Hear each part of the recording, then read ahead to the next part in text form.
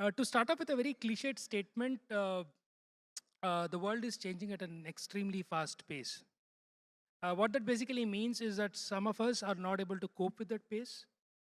A lot of us are, you know, standing by the wayside and watching the world go by. A huge section of our society is becoming, if I use gaming language, uh, non-performing characters in our society, right? A just and equitable society is one where um, an NPC has a shot at the game. And I think some of us here, at least the four of you for sure, have been playing a key role in achieving some of those. And I'm sure media is a key component of that process. But has media been doing justice to that goal, to that objective? If it is, how has it changed over time? What are the macro changes that are happening in that space, and where does the future lead? Hope to discuss some of those, and extremely happy with this panel. I mean, I think from a social impact point of view, what all four of you have achieved is incredible. So let me start off. I'll start with Zibi. How have you seen the journey in terms of how media plays a key role, right? Especially the traditional media. What has its been role? What kind of bottlenecks or what kind of opportunities it throws, especially when it comes to social impact causes? Hi, thank you. I think it's fair to say that traditional media is on a sticky wicket, right? Right now, it's on a sticky wicket, but say, given that, I think they still have a very important role to play, and it's for them to decide as well. The ball is in their hands. Um, Continuing from the previous session that we had, like being authentic, genuine, I think all of those have important roles to play as well. When coming to social impact causes, I had written in my LinkedIn that, saying any story is really, really hard. To be able to catch attention from anybody is really hard because it's such a crowded space for both media, for social media. We are kind of bombarded with multiple things, right?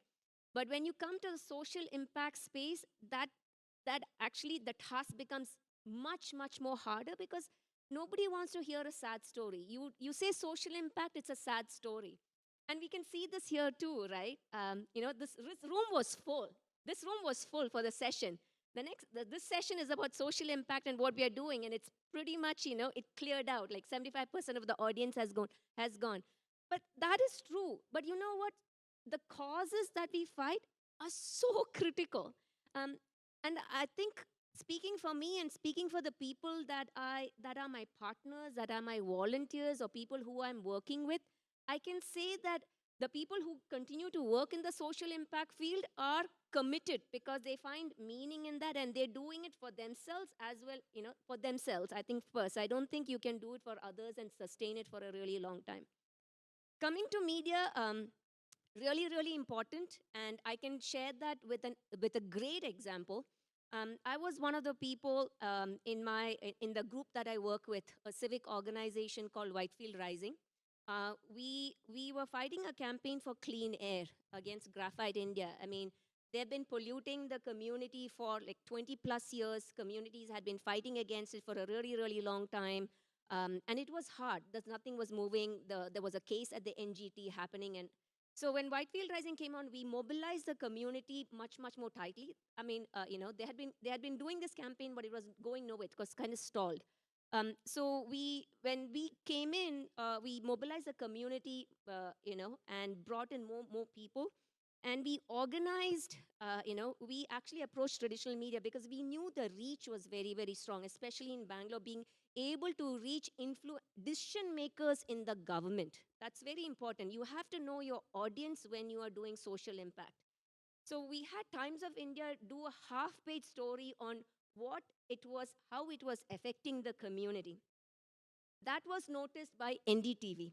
NDTV sent their reporter to do a 8-minute story on how this is affecting the people in Bangalore in the Whitefield area. That led to a national panel discussion on prime time 9 p.m. on NDTV. So I was speaking on behalf of the campaign. And in that panel was Dr. Sunita Narain, who is a noted environmentalist Padma Shri awardee. She was simultaneously she's been fighting a court case against the coal companies and black coal, that like the graphite that has been polluting the system. She got to hear from me directly about how it's affecting the community. There was a hearing coming up in the Supreme Court. She impleaded us into the cause. We got heard in the Supreme Court within 3 months of us starting our campaign. The Supreme Court did, for the first time, Supreme Court recognized Graphite India as a polluter. That got translated to the NGT. Within 6 months, the company shut down. I mean, there's no more powerful example for a traditional media. The reach in reaching the decision makers, the politicians, the people. So know your target audience. Traditional media has a very, very huge role to play, and they can be an ally. And I think speaking for Bangalore, I have to say that the traditional media have been huge support to civic volunteers in sharing our stories. I mean, the Hindu, the Times of India, the News Minute, Deccan Herald, especially Bangalore Mirror, everybody. I think even Kannada Prabha, all of them have had a huge role to play in raising our voices. And as a community in Bangalore, we are very good about raising social issues. So, if I have to just take a quick question back to you. Yeah. So traditional media is relevant, but do you see that more relevant from political or reaching the influencers or the policymakers, or is it still relevant from a larger conversation? I think it depends on the topic. It depends on what you want to convey. I think both. But that said, I think social media has a huge role to play. I think specifically in Bangalore, we have a very, very social media savvy audience. A lot of it now that we see is like on X. It kind of picks up on X and then it becomes a huge issue. Speaking for Whitefield Rising, we see that a lot, especially with things that can go wrong. But you have to be able to, there is still credibility. The credibility, when we see things trending on social media, if a newspaper picks it up and on the News Minute or online mediums, which are trusted, I'll use the word very carefully, trusted sources. And for that, if they're picked up and authenticated by those mediums, I think we can go far with being able to share our story and being able to tap those resources so that we can get the support that is needed. Thanks. Sarah, coming to you, right? I mean, you've had some great experiences in this space. The way you've leveraged media in some of the things that you've achieved is phenomenal. Uh, one one thing is for sure, media is relevant. I don't think anybody is disputing that. What I probably want to know is, while it is relevant, does media is playing a reactive or a proactive role into this conversation? Uh, we are living in a TRP-led world. Uh, each publication is looking at eyeballs, right? And like ZB pointed out earlier, social causes don't get eyeballs as much as it should. So how do you see this scenario, especially from a media's intent and ability to put skin in the game? Thank you, Manjunath. Thank you, everyone, for being here after this extremely difficult session after lunch. It's difficult for you, the audience. But if you're here, that means you're committed to social causes. So I'm actually more thrilled to have, I don't know, like a half-full room of, then corporate communications. But I'm Tara Krishnaswamy. I started with tech. I have a master's in computer science, so I worked in tech in the US, in the Bay Area, and then here I used to run Oracle's Asia Pacific software operations. And then I switched into social impact. I used to volunteer. The beautiful thing about some of the multinationals is that they allow you to work on civic issues, political issues as volunteers. And then I switched out and moved entirely into campaigns, both political and policy related work. So I kind of have a view from both sides, if you will, right, of the aisle. Now, to your question, see, ultimately, whether it's newspapers, whether it's TV channels, whether it's social media, the one thing they have in common with you and this room and this conference is that for the most part, they're all profit and loss led. Yes, they are just companies, right? They are just corporations. So they have a balance sheet and they have to show profit. And the way they show profit is by attracting more and more people to their channels or to their news media or to their platform to read and engage and, participate in it. So ultimately, it boils down to the same thing. How do you attract the attention of a company, right? In this case, a media company, right?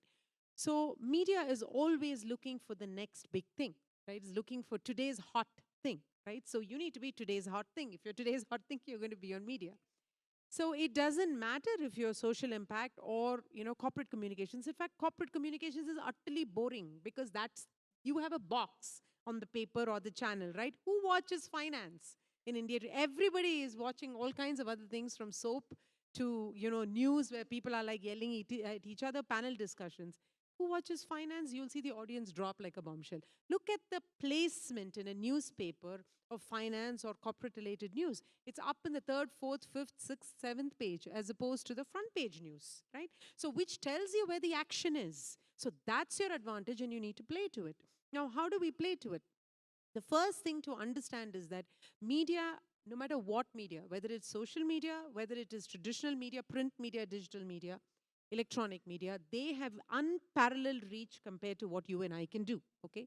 The biggest number of people that I, as a campaign lead, have managed to assemble the largest number of people in the context of a campaign that I personally ran is about 10,000 people. Okay, in the context of a campaign for some other leaders, maybe a couple of lakhs, 5 lakhs, 10.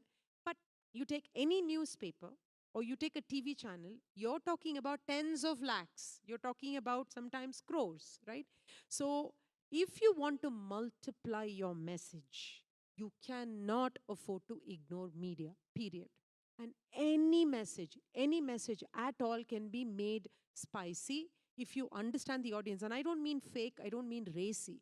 I mean interesting as a story, provided you understand the audience, you simplify the message, you make it authentic. Most importantly, you make it creative. Why is creativity important, especially in a social impact campaign, but any campaign? I'd even more so argue for corporate communications, right? Because they're usually boring statements. If you make it creative, there's a reason for them to carry you. There is so much news that is happening.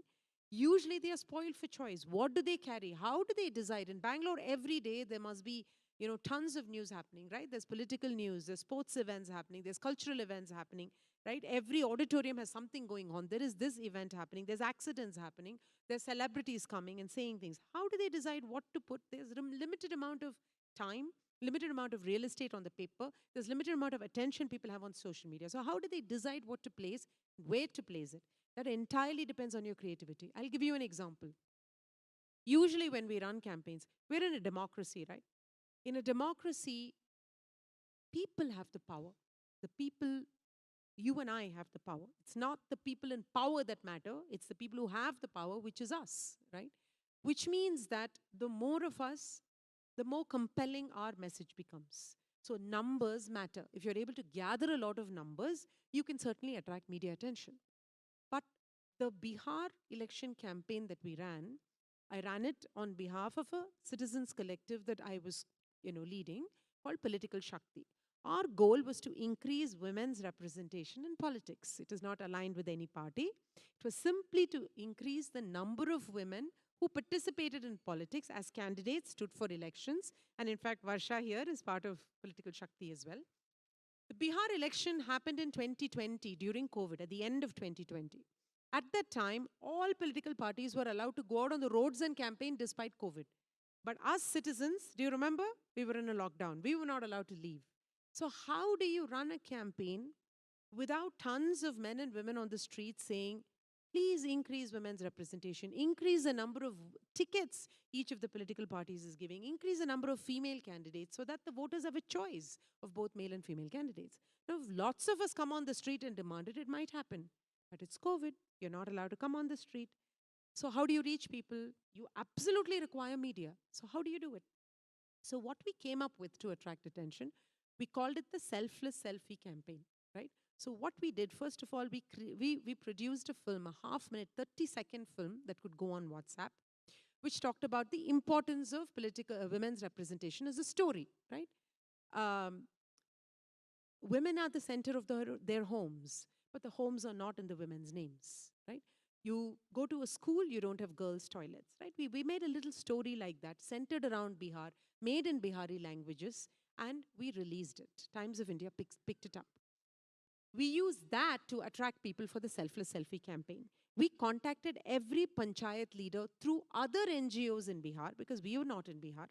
We enlisted 140 NGOs in Bihar, contacted panchayat, women panchayat leaders in every panchayat in Bihar and said, the selfie, it's an extremely selfish thing. We take it for our own vanity. But how about if we took the selfie and made it selfless? Hold a placard, make a little placard on a piece of paper that said in Hindi, in Bihari languages, I want 50% female candidates. मैं मांगती हूँ कि 50% उम्मीदवार महिलाएं हों. Right? You hold that placard and you take a selfie and you post that selfie. Right? And now, one after the other, after the other, after the other, women in panchayat started posting their selfies. We got thousands, 10,000 selfies, and soon male panchayat leaders started sending selfies saying, we want women, right? And when those selfies started coming back to us, it's got viral, right? Why is it coming to Bangalore, these Bihar selfies? And then what happened is one of the biggest media communication agencies, FCB Ulka, noticed the campaign, made this into a bundle between the film and the thing, and sent it to Cannes Film Festival, the Selfless Selfie campaign. And the Cannes Film Festival has a social impact wing to it called the Lions, Cannes Lions, right? It's not only for films, regular films. So they gave us a gold and 2 silvers. We went up against Shah Rukh Khan and we won the gold, right? So, and the reason, remember, this is in COVID, so you can't get people on the street. And by the time we were done, India Today had aired the film, right? 30-second, had talked about the campaign. Every Bihari paper had carried it. And that is important, right? It's not only important for English and national newspapers and TV channels to carry it. Bihari papers had carried it. Every panchayat leader knows about it, right? Male and female, right? Local NGOs have known about it. So this campaign itself has the key to that answer, which is that you have enlisted every stakeholder. First, know your audience. Who is that? Because it's Bihar elections, it's the Biharis. Number 2, who are your stakeholders? Bihari media is your stakeholders. Bihari NGOs are your stakeholders. Bihari panchayats are your stakeholders.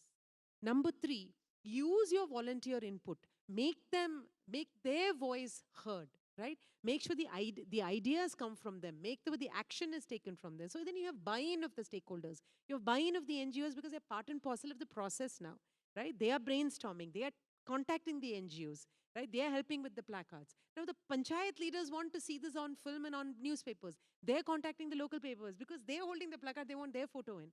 So the minute you make it everybody's problem, then you make it many people's problem. When it's many people's problem in a democracy, it will get noticed because people are the power in a democracy. At the end of this, in the elections, every single party gave 3% more tickets overall as an average to women than ever before. The largest number of female MLAs in the Bihar parliament ever, Bihar assembly ever. That was an amazing story.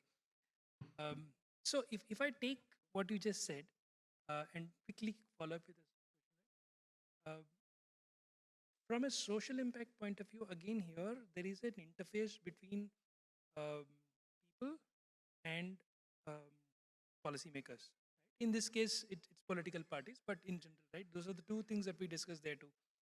Um, Again, would traditional media be more appropriate when it comes to bringing changes at a policy level, or does it also have a role in the at a social level?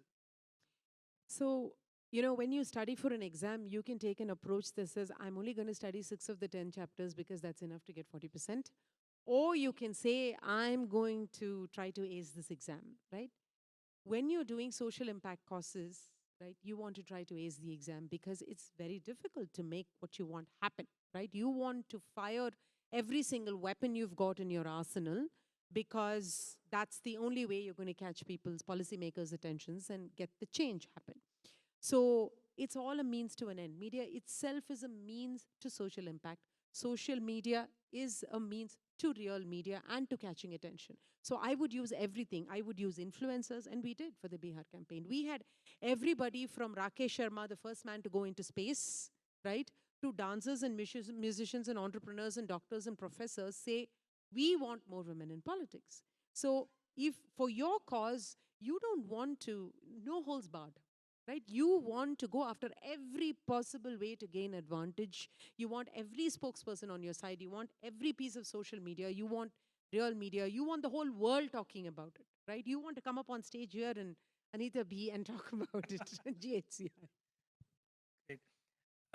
If I take if I come to you, one of the things that was Tara mentioned, and it kind of, if I have to dissect it and create into a template, uh, what happened was that she created something that went out viral through certain platforms, and then at some point it caught the imagination of the media, and it also is in sync with the initial thought you mentioned in terms of how media is at the end of the day, a balance sheet, right? It's a business, so they have to look at their profits.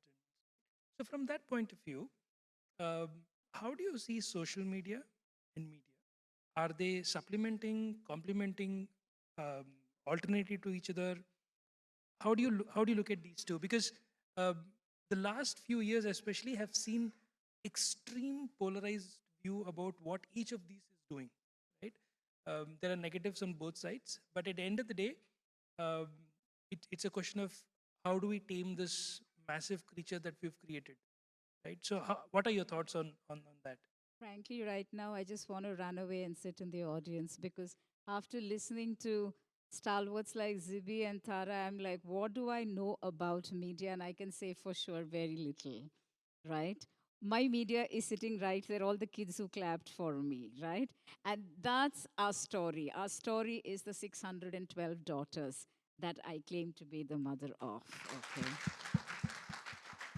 That's my media, that's my message. You call it social, you call it digital, you call it electronic, you call it traditional, you call it new. I frankly don't know what it is. And I don't know how to use it. I will say that. I am an absolutely terrible person at using social media. You will barely see me on X. Yeah. I'm there, I think, reasonably on LinkedIn. I don't know what is Instagram. And my son refused to, look at me on Instagram when I told him, can I connect with you? Because he looked like the only safe person I knew. And he just refused. And till I spoke his language, right? I started sharing content on Instagram which might be of interest to him. And then suddenly he noticed mom on Instagram. He still hasn't permitted me behind the wall, but he at least knows his mom is existing on Instagram, right? So I think that's how I'm learning what the media is. But just to really step back and talk about social impact, during COVID, I remember the first day when I saw um, our labor community walking out, not knowing where to go, something deep inside me shifted. And next day, I cooked 30 packets of bisi bele bath and took it out to a labor community which was full of people from Bihar and Uttar Pradesh and other places. And I realized 30 is not going to work. There were almost 200 people who had all come here to do, labor work in construction. So next day I managed to make 70. The third day I stretched it and I made it like 100. But that's where the size of the vessel in my house, could accommodate. And then I said, what do I do? But because something had shifted in those 3 days, right? I just wrote to people on WhatsApp, right? Saying, I'm trying to do this. If you're interested, help me. And there's always this question, how do people know that you are a good person asking for money or support or any of those things? It was, in fact, my husband said, listen, the government itself doesn't know what to do now. What are you trying to do, right? So I enlisted my friends. I said, you know me, right? And I'm genuinely taking bisi bele bath, And I know those guys hated it, but there was nothing else that I knew which could be a one-pot meal, for them. So when I took it out and ran out there to give it, suddenly people said, "Can I give?" Yeah. There's this little joint called Muttashi somewhere in Madiwala. He called me up from nowhere and he said, "Ma'am, for the next 1 month, I commit to give you 100 meals a day. I just need somebody to come and pick it up from me." Now, like that, just using WhatsApp. Remember, I don't know any other social media, right? And I was even more scared that maybe COVID will come through phones also, right? I don't know. Yeah, you were like, you were told it could be anywhere, right? So I said, I don't know. So I just went out and I went out and I went out. And then it became a movement to a point where one of the biggest grant makers called us up and said, "We'll give you money." I hope it would be true for today also, that they would just call us up, but those days are not there. And I said, "Of course," but I didn't have a bank account because we had just registered the NGO and the bank account opening form was in quarantine. Okay. I said, "I don't have a bank account. Where will you send the money?" They said, "That's okay. Why don't you just tie up with other NGOs? We'll give you a few names." The beauty of that was I realized the power of connection. It doesn't matter which one, right? And when we went out and eventually impacted, I think, hundreds of thousands of families through hundreds of thousands of meals support, we could enlist during COVID when nobody came out of their houses 60 volunteers aged 9 to 60 to pack groceries. Okay, in a wedding chowdhury which we didn't know existed, yeah, with rice coming from Kolkata, yeah, dal coming from somewhere, we had no idea. A whole month we ran the most beautiful but yet risky operation of supplying groceries. It was almost a case study where people were coming and asking us, "How do you do this?" And we actually said, "I don't know. I don't know." And why I said my daughters here are my best media, most of the young volunteers who came to do the work just enlisted other people, you know. They said, "Hey, this is happening. Hey, this is happening. Can you come? Can you come?" And I that day recognized the power of what this is, right? You really can do stuff even in what is a life altering, frightening scenario. It worked. The second phase, people were calling me up and asking, "Aren't you giving us groceries?" Like COVID seems to have come back. Yeah. And one of them said, "Madam ji, मैं तो बिहार आ गया." आप बिहार को चावल भेजेंगे? And I said, "Well, buddy, I'm not capable of sending it there." But to tell a really poignant story, right? We had a couple of volunteers who would go and do the work of facilitating funerals for unclaimed bodies. Yeah. And facilitating ambulance service for people who were stuck and who couldn't go, to be able to provide oxygen cylinders for patients who couldn't afford it. And I can tell you, somebody random, I wouldn't know the person from whatever Adam's age, they would call me up and say, "I'm sending you an oxygen cylinder today morning." And somebody would say, "Jacinta, a funeral needs to be organized here." And I would just put it out in a group in which we had people, and somebody would go pick up that person, give the burial that they thought was the most dignified, walk away. They weren't even celebrated in any media. They weren't known. But to me, they are the people who made COVID a livable event for all of us survivors. The folks who just picked up the weight and ran with it. I wish I knew better how to use media for it, right? I wish I knew. My struggle, though, is completely different. I think I can do social media a little better. Hopefully, my friends will help me. Right? Today also they told me, "Ma'am, selfie, ma'am, you have to smile, ma'am." So I'm assuming they'll all become some social media whiz kids at some point in time. But I don't know how to reach the traditional media. I don't know how to reach newspapers. I don't know how to reach TV. Because when we are working to educate 1 million girls, yeah, right now 612, we started with 8. Thick of COVID, that's when we started it. I do believe we need all the support, but I don't know how to reach them because somewhere I feel, the distance is just too much. Can I just pick up and call Deccan Herald and say, "Listen, I have something here." and it's worth the cause. My children are precious. They've come from Madurai and Nelakotai and Chennai and everywhere, accompanied by their mothers and sisters who are hoping they'll have a better shot at the future that people in GHCI actually already experience. These kids are hoping to get there, but I don't know how to get to the media. So that's why I said I want to run away and sit there and just listen to the three of them. And but I do know a little bit about social media, not as much as my son does, and not as much as my daughters do. But I do hope to leverage as we go. I don't know if it answers your question, but that's my honest answer. I really don't know more than that. That's fair enough. I think we're all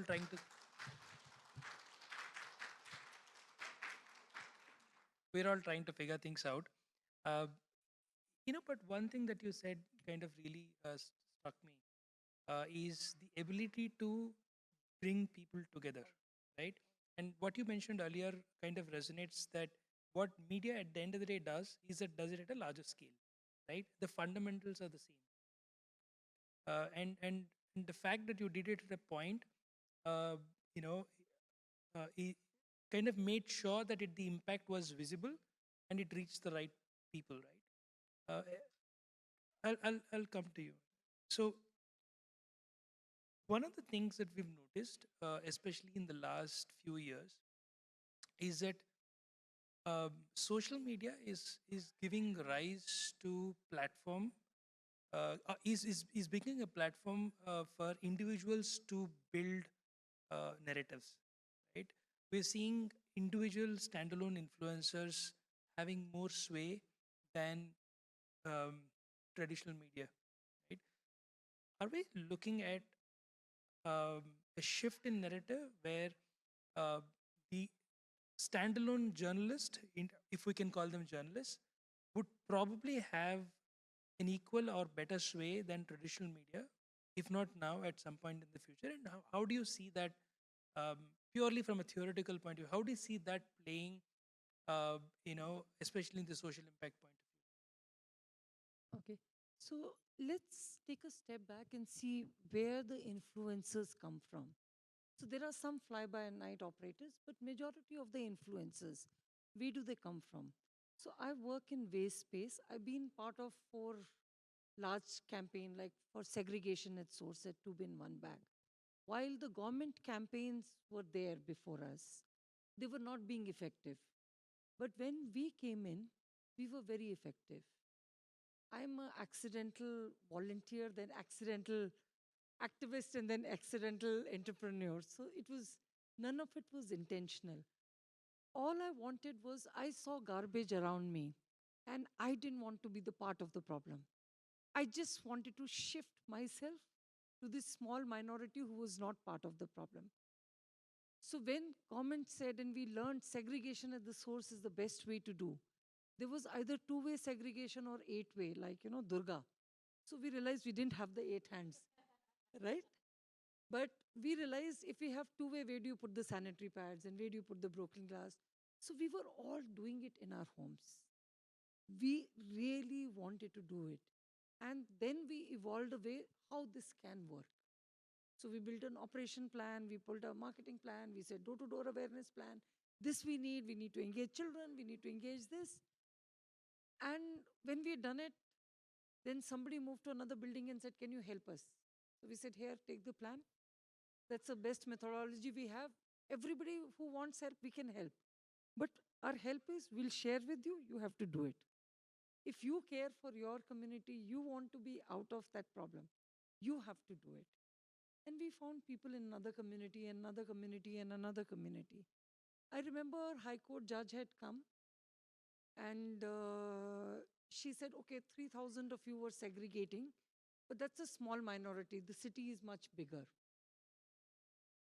By the time the next hearing came and said, you come and present the data to us, it was 6 months later. So we asked the vendor who was supplying the segregation kits. He said 50,000 households. And it was all just a website and emails going out, right? And few Facebook posts. So every time we would do something, our community is segregating, we would put, some friend would reach out to another community, can you do it for us? We can't, but you can. And this is how. It started from there. When we look at plastic ban, It started in Yelanka. We loved it. Uh, Dr. Sandhya, who's part of the BBMP, invited us to solve a part of the problem. We said, this is amazing. We replicated in HSR. The traditional media covered it. A lot of news channels came and they covered it. Thanks to it, we had 10 people calling us from different wards. Can we do it in our area? So we quickly built a toolkit. Get your corporator, get your MLA, get your this. And we started sharing with them, this is how you can do it. These are the alternatives. This is, how you run it in your area. And 500 people would turn up. So then with the corporator or MLA in front, media would cover it, and then more ward. Before we knew it, 20 wards had run a plastic ban, big marches in their area, and got their corporator MLA. The corporator MLA also didn't know that they had no right to do it. Got them to ban it. We didn't know, they didn't know. We all just worked on the street literally, right? And by the time they felt the pressure that how are they doing it, they came forward and actually we got Karnataka plastic ban in 2016. So I would say accidental. Again, we started sustainable menstruation. There was a group called Sustainable Menstruation India on Facebook. We said, great, somebody's already created it. We went and we found that a lot of women were struggling to cup what, to shift to menstrual cup. So we just started helping them.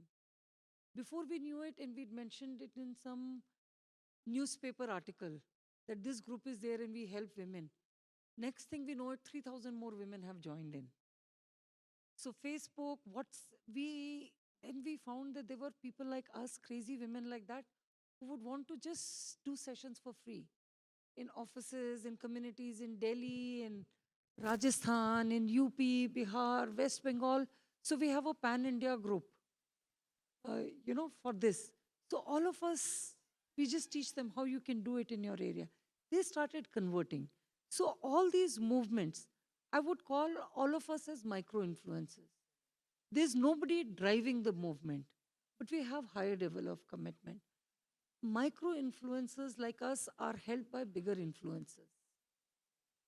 Bigger influencers take it and then the media takes it on. That really fuels the cycle. But when media takes it, media doesn't take in depth. Media is not going to give you step-by-step direction of how to do segregation at source in your community, right? So then it comes back to us. So it's a cycle that feeds itself.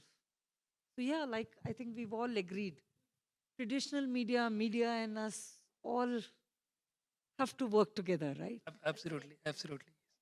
It's the We've exam. just under a minute. I think we'll open the questions if somebody has any questions to ask. I have one, but if nobody asks, then I'll probably take the opportunity to ask. But if anybody has any question to ask.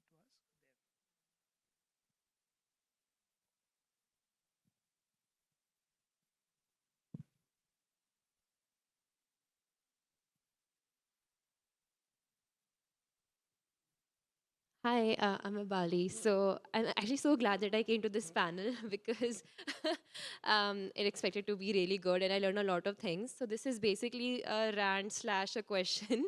So I had the opportunity to visit states this year, and after coming back from there, I just could not see India in the same way that I used to see.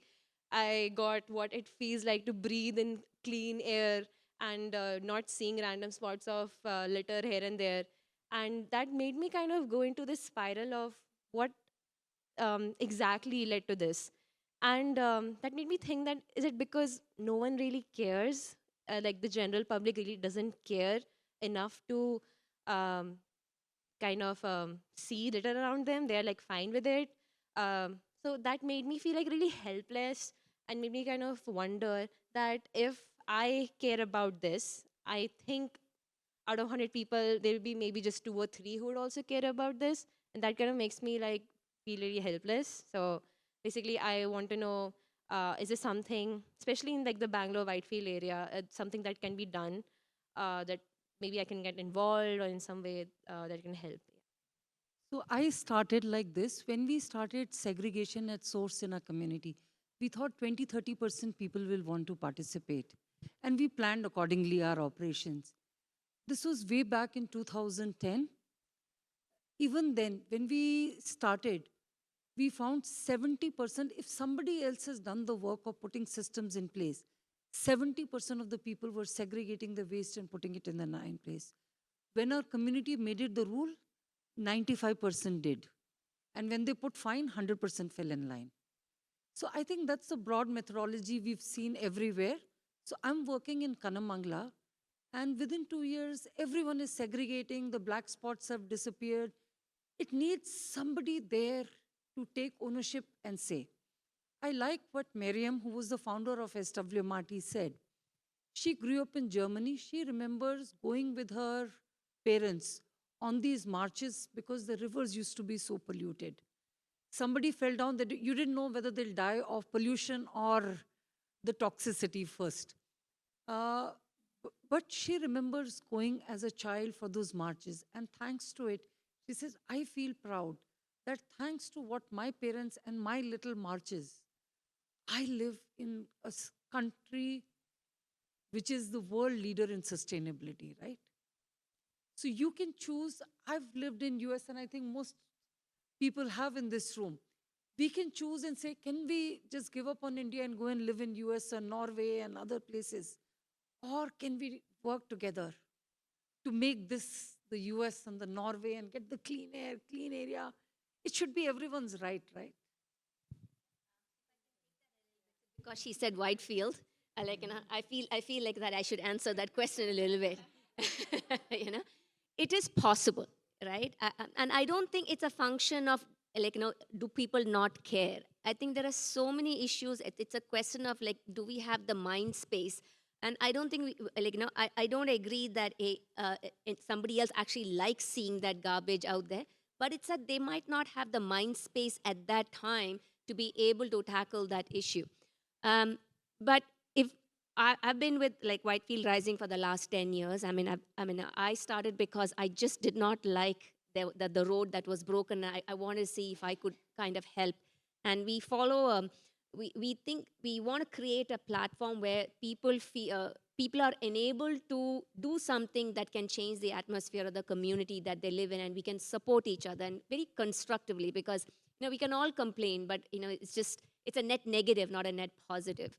But things can change. And if you look at it, take the example of Whitefield or Bangalore itself, the number of risings that I see in Bangalore is ridiculous. We could say that, hey, Whitefield Rising, but I think we just gave a voice to, that you can do something. And there are a lot more people who want to make the change, but there are systems in place, that we might not see it, but it's definitely possible. There are more people who feel like this. And I think it's iterative. It's like incremental change that are happening, but that change definitely is happening, and people want to. And then we can all begin with ourselves too. So yes, come on by and join. We are available on Facebook and Twitter, on X or Instagram, and see where you can give your time, and make things happen. If I may just add a small little perspective, right? If you go towards Ejipura, where many of my girls in Bangalore come from, it's considered the waste basket of Koromangala. We have a Whitefield Rising. We may have a Koromangala Rising, I don't know. But a passport office, Ejipura, is not supposed to rise. We are okay to convert the neighborhoods, the living spaces of the so-called underprivileged to become the waste baskets of this city, and I don't see the rest of the city rising up for them. Do you know, there is something that I read a long time ago. If you're exposed to dirty environments, unsustainable environments, even your intellectual capacity could go down. Then we tell them, poor, not intelligent, unable to make a progress. So let's rise for everyone. Let's rise and remove garbage from everywhere. Should be no locations in this city or anywhere in this country where the underprivileged who have no access to good education, health, or employment are considered the underbelly, but they serve you and me to be sitting in this conference, need a healthy, clean environment. They cannot be living in that squalor, and we drive past it. We need every individual rising because the personal is social and the social is personal. We can't stay away from it. I think it's important to look at it. We have, sorry?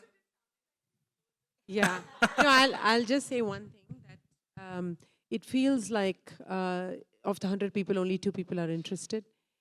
If you are one of those 2 people, you will notice multiple things. One is that those of us that are working on it, we also see the scale of the problems like you do, but we are extremely optimistic about it. We don't feel down. We don't want to go live in the States. We all lived in the States and came back here, right? Lived for many years, had a I choice and have a came back. quick thing to add to that, right? If you Google 1930s New York City was more polluted than Delhi is today. Correct. She just talked about Germany. It's all about per capita income at some point, right? The key is most of you should stay here and work, then, right? So I think that Well, that is one. I'm just oversimplifying. Yeah. And the other thing to remember is that as you enter the space, people will look at you and more people will join the space. We tend to underestimate ourselves. The reason that Whitefield Rising has a lot of women, I used to be with Citizens for Bangalore and Political Shakti, why we have a lot of women, and Malini inspires a lot of women, and Jay does too, is because we ourselves are women walking that space. Other women will look at us and say, hey, this sounds like a place that I can work in, right? So don't underestimate yourself. And finally, New York City became New York City because New Yorkers took charge. So we Bangaloreans are no less. We have one. Hi, my name is Madhvi. So I have one question. When doing communications or storytelling around social impact, especially in a crowded space, whether it is traditional media with TRPs or social media with engagement, what is the importance of sort of metaphor and symbolism? And how do you employ those sort of narrative tools without trivializing the message that you're trying to get across? Because there's one thing that the last 10, 15 years, or since the advent of social media, that we learned is that rational sort of, we will provide this information and then the change will come, isn't how it works. So how do you sort of cut through the chaff in a crowded sort of landscape to make those narratives? Shall I take a stab? So, because there is so much noise, like I alluded to in my comment as well, earlier comment as well, the media are spoiled for news, right? And if anything, today's problem is that we have too much information being thrown at us from every possible space. The one social, even if you're on one thing like Insta, you have to keep on scrolling because there's so much to see, right? So now how do you attract attention? The thing that attracts attention must always be emotive, create an emotion in you. You react to it in whatever way, right? You're happy, you laugh. That's why you see this phone where people are like smiling or doing various, or you get upset or angry or you cry. And those are the things that when you respond to it, is what leaves an impression and potentially, therefore, can go to the next level in terms of attracting more people or making an impact, right? So it is important. At the same time, it needs to be genuine. It needs to come from a genuine place or it's going to look artificial. So this is extremely important, whether it is traditional media or it is social media. The difference is that in traditional media, because it's curated by somebody, an editor at a news desk, you only need to appeal to that person making the choice. And so long as so your customer, it's like asking your boss for a raise, right? If you know how to pitch what you've accomplished, then you can get a promotion, you can get a raise. But in social media, you're pitching it to the whole world, right? You're just putting it out there. So you need to have an understanding of public sentiment, right? So timing is very important.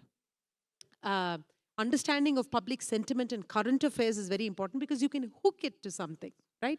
Now the Delhi air is unbreathable, right? So any campaign on environmental issues, on pollution, on clean air will do very, very, very well, right? It's just waiting to be run. Nobody is running it, it's waiting. Unfortunately, I'm working in a different domain now.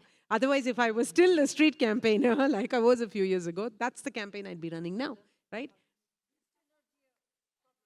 Yeah, I mean, you need to be able to read the cues in the room, right, and tailor the message. So I don't know if that addressed part of. So when we started talking about garbage and what matters to us may not matter to other people. We looked at it and say, climate change is coming, nobody cared. Yeah, okay, it's coming. I'll see it in 10 years, kind of a thing, right? But as we kept changing our stories, we finally hit something that was connecting with people. We found that we connect with, let's say, Mandur and the children there, and we put pictures out, and it brought tears to my eyes. I connected, I became from a volunteer to an activist. Yeah, Mandur was where the landfill was, and we saw pictures of children who lived around it with sores on their back.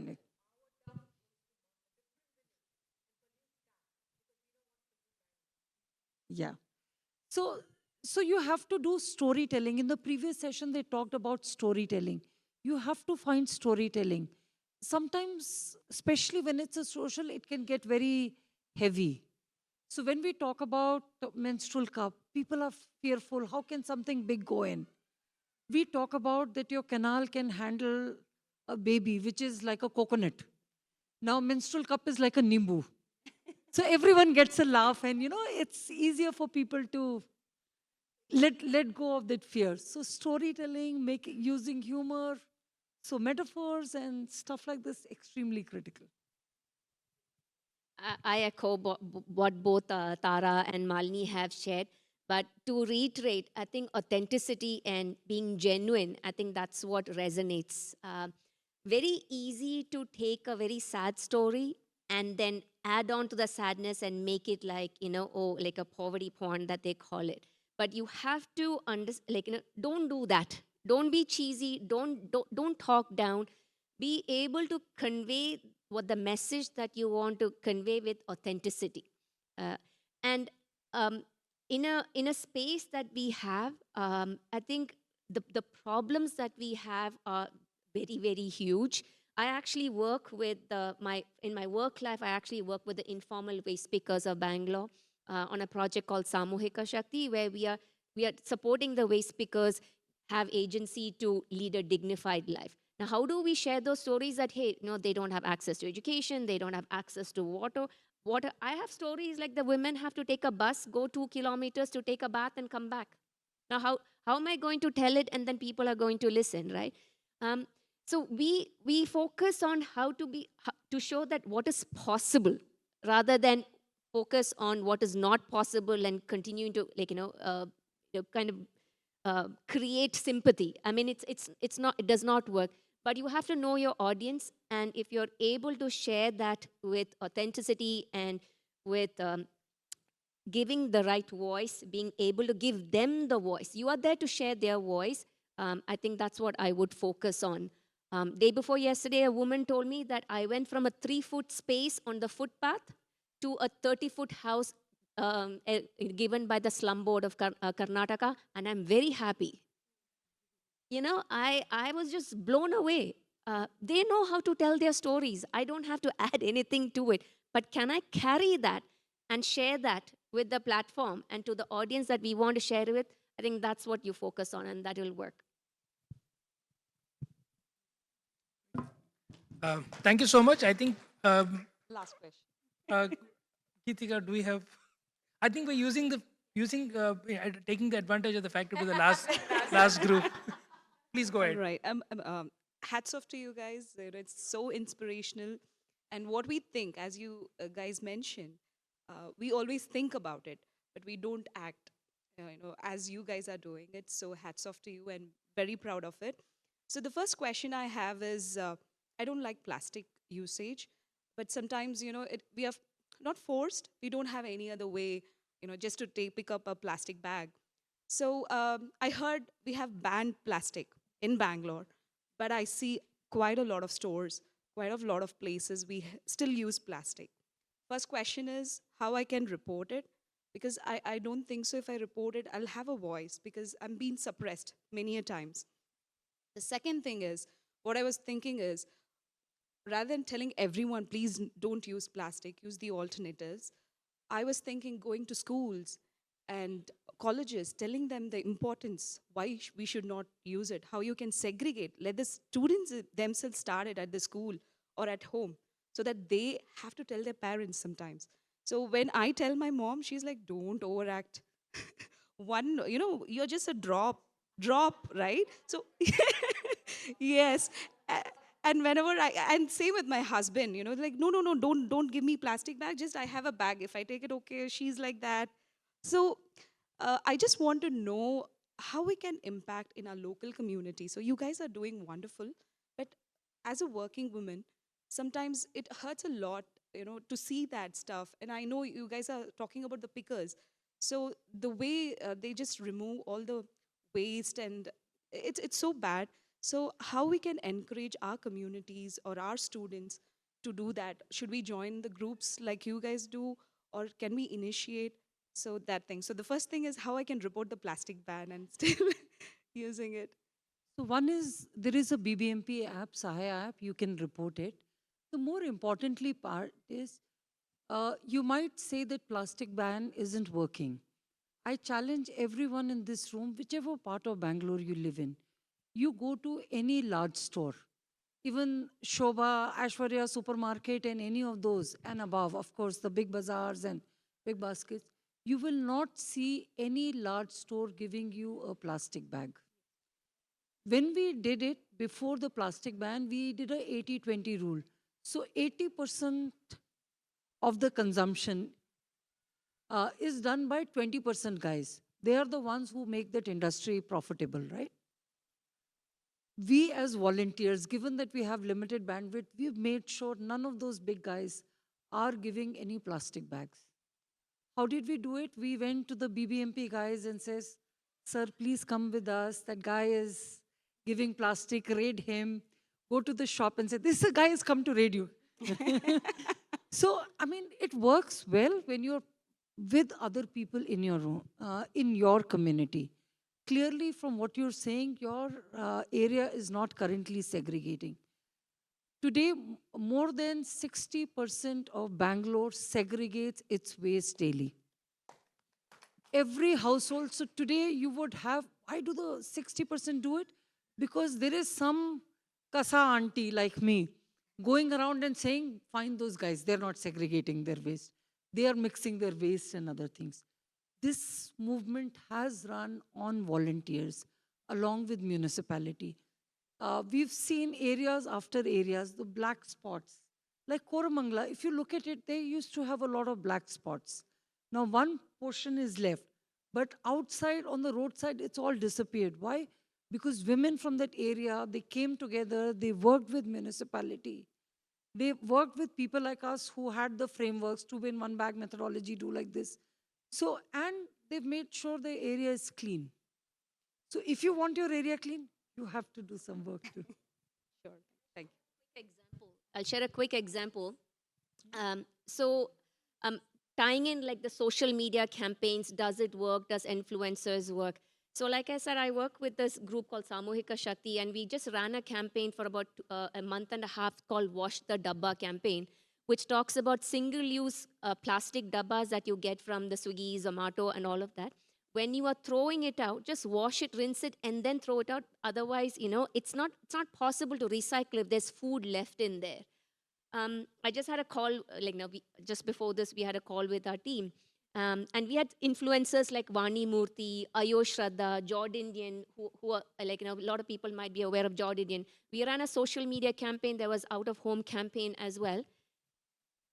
and I can give you, like, in the DWCCs, the collection age, they're the people who go and collect, because from the homes, like wet waste and dry waste. There is a DWCC in Bangalore where they're seeing 80 to 90% of the dabbas that are coming back now are clean. And this is just in one month of campaign. In the panchayat that she helped popularize this, 50 to 60% of the dabbas are coming back clean. Now, the focus of the campaign is also on dignity of the waste pickers, because, hey, if you don't want to deal with food particles and fungus-grown dabbas, imagine the waste pickers who have to deal with it. So the campaign was both about dignity to the waste pickers, don't make them deal with that, and plus it's also better for the environment, because if the dabbas are clean, then they are recycled more. So it hit both those messages and it resonates.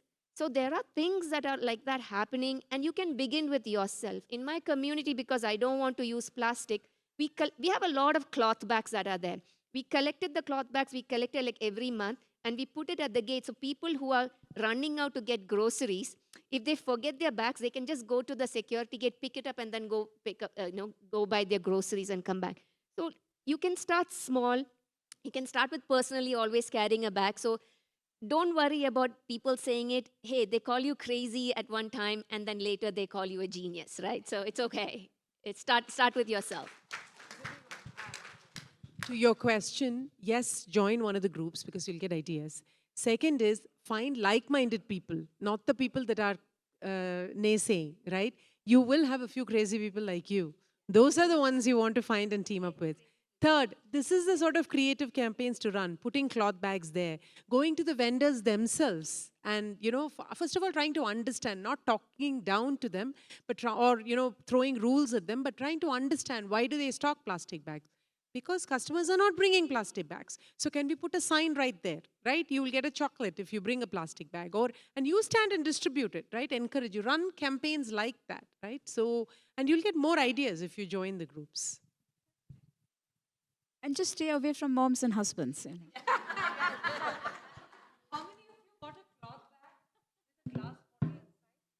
Malini made me drink in coffee. I wasn't responsible for it. But one of those crazy people, somebody thought about it and said, in this conference,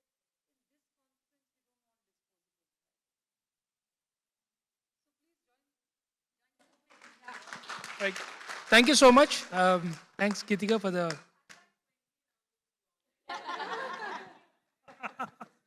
Thank you so much.